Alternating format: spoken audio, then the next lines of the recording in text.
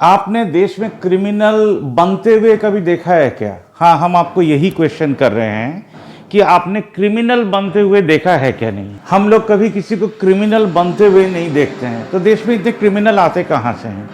आज भी जब किसान संगठन का रेड फोर्ट में चढ़ा हुआ 37 आदमी को नोटिस भेजा गया है कि आपको अरेस्ट क्यों नहीं किया जाए, आप 3 दिन में बताइए।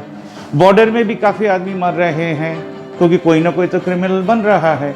ये क्रिमिनल बनते हैं हमारे घर से, एकदम आपके घर से, मेरे घर से, हर घर से क्रिमिनल बनते हैं। हर आदमी के, इंसान के अंदर ये क्रिमिनल छुपा हुआ रहता है। कभी कभी ऐसा कोई मौका आए तो हो सकता है आप किसी का खून कर दें, हो सकता है आप किसी का घर का सेपरेशन करने में आपका हाथ हो सकता है किसी दोस्त के प्रेम को आपने तोड़ दिया हो। ऐसे ही केसेस बढ़ते रहते हैं हमारे देश में। अगर कोई एजेंसी हमारे देश में हो ही ना जो इसको रोक सके। आज हम ऐसा एक इंसान का बात कर रहे हैं जिसका पैदाइश इंडिया में ही हुआ है।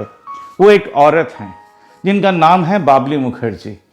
अब क्रिमिनल एंड बाबली मुखर्जी का रिलेशन क्या है? हमारे देश में क्रिमिनल कहाँ कहाँ पैदा होते हैं?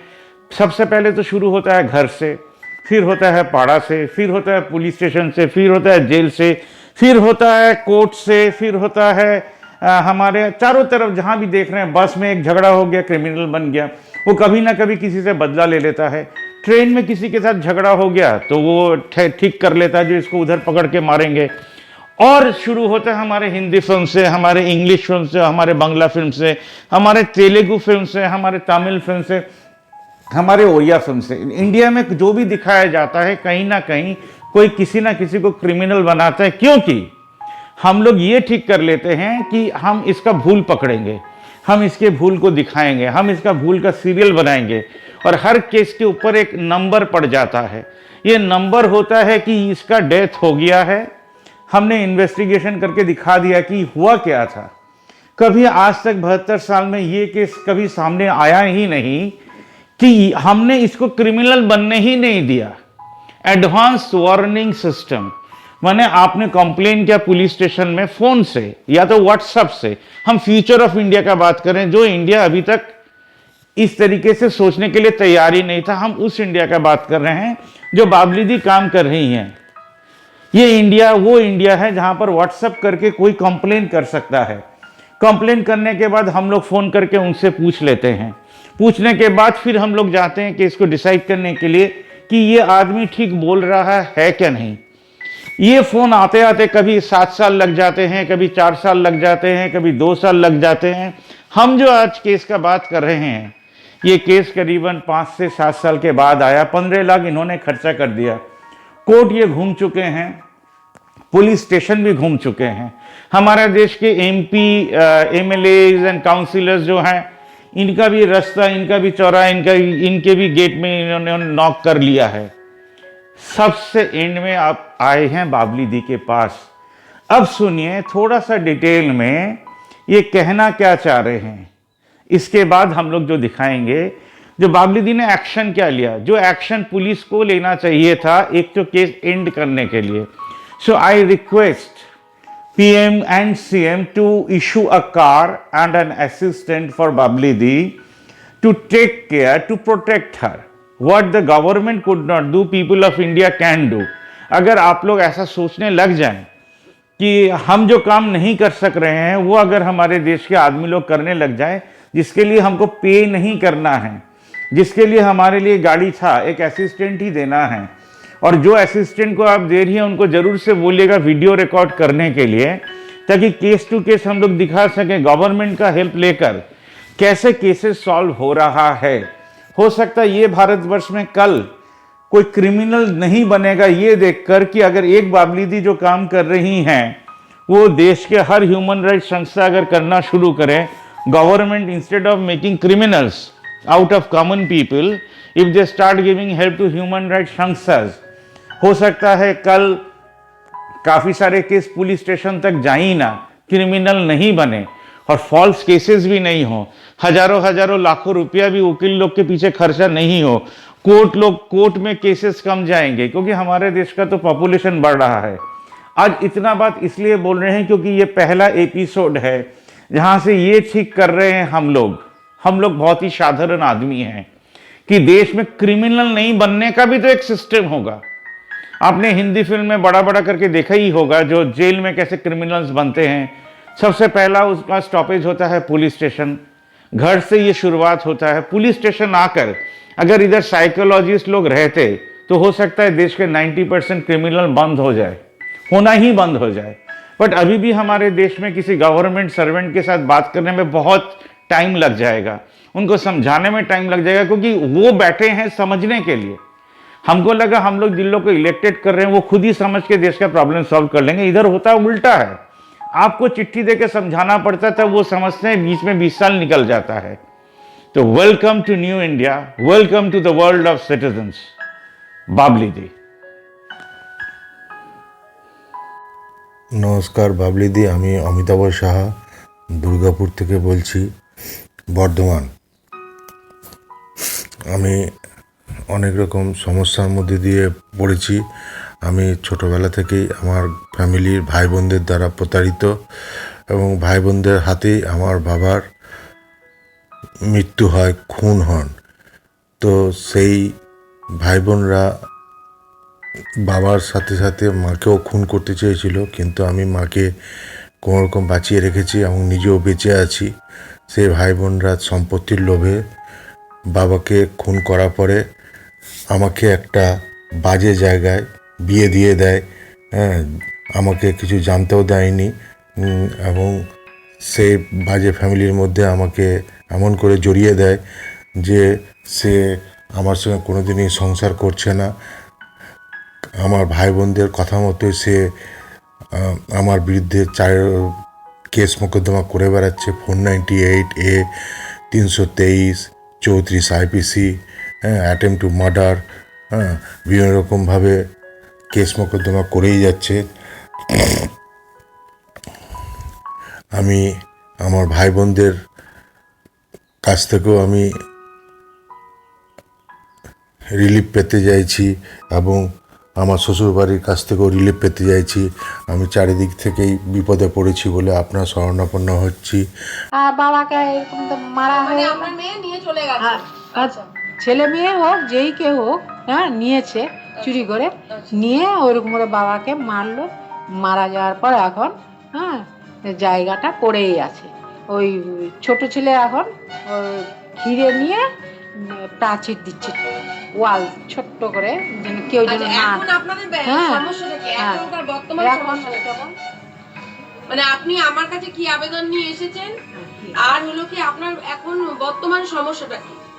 আমার বর্তমান সমস্যা, এই সমস্যার মধ্যেই আমার ভাই বোনরা এবং তাদের স্বামী স্ত্রীরা, তাদের ভাই বোনদের স্বামী স্ত্রীরা, ওরা একটা সবচেয়ে দুর্গাপুরের মধ্যে সবচেয়ে খারাপ ফ্যামিলিতে আমাকে ষড়যন্ত্র করে বিয়ে দিয়ে দেয়। আমাকে কিছু জানতে দেয়নি, এবং আমার শ্বশুর এবং শাশুড়ি এরা বিয়ের মাধ্যমে লোককে খুন করে দেয়, এবং তার যা কিছু আছে সব কিছু প্রপার্টি নিয়ে নেয়।